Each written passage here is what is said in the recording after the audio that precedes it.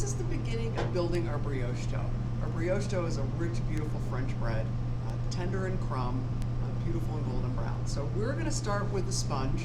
The sponge is what builds it, and a brioche has to have a sponge because it has such a huge high butter content that that's where the bread dough actually gets its rise and the yeast gets to do its work in the starter. And then from the starter we build the bread dough, we layer that butter across it, and then the dough itself needs to be worked with when it's very cold because there's so much butter in it, but boy does that make it delicious. So we're going to have our container that we're going to keep our sponge, brioche starter sponge in. What we want to be able to do is either keep it out for 2 hours and let it do its work, let the yeast rise, double in size, create the CO2 and alcohol, and that's where we get our bubbles. Or we can put it in here and allow it to rise overnight. This starter has eggs in it, and so you have to be a little cautious and careful. Putting it away and allowing it to rise 24 hours overnight is a great way to know you're going to have the exact starter and sponge that you need to have to create your brioche dough. High in eggs, high in butter, high in deliciousness, so all good. So here's our container. I'm going to use a paddle, and I already have that on my mixer. And I'm just like I've done every single time. I'm going to start with my dry in my mixer. I'm going to add yeast, and then I have my flour and my water.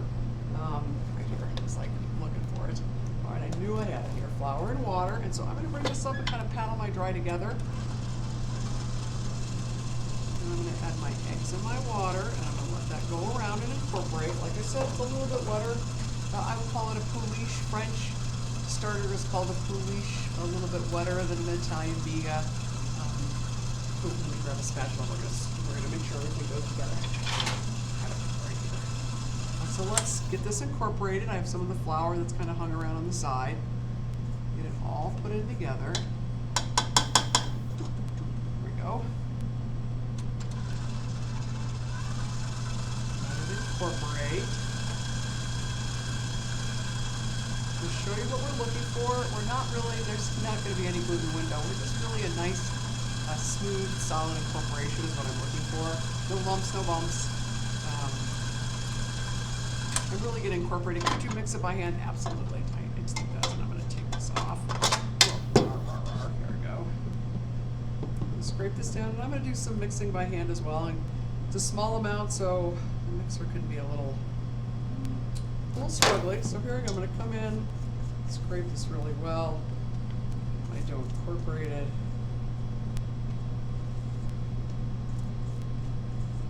I like that. Sometimes the mixer, if it's not an enormous, quantity that really fits perfectly well.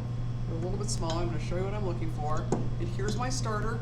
It has yeast in it, so what it's going to do, it's going to rise up and do all the magic that it's supposed to do. I'm going to put it in this container, hotel wrap it, label and date it, and put it away overnight. Poke some holes. You got to remember to poke holes in it because the CO2 is going to rise up. If not, you'll have a little dome where that CO2 has been created. But amazing baking chemistry.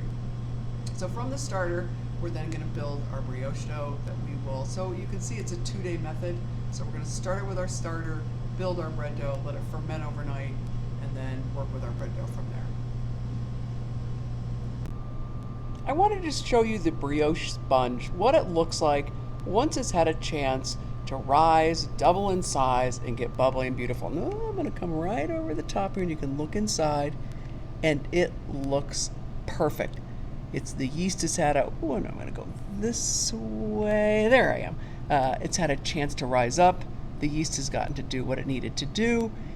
It smells beautiful and yeasty. I'm going to go this way. There it is. Get even closer to let you take a look. And this is what we're going for with our brioche starter sponge.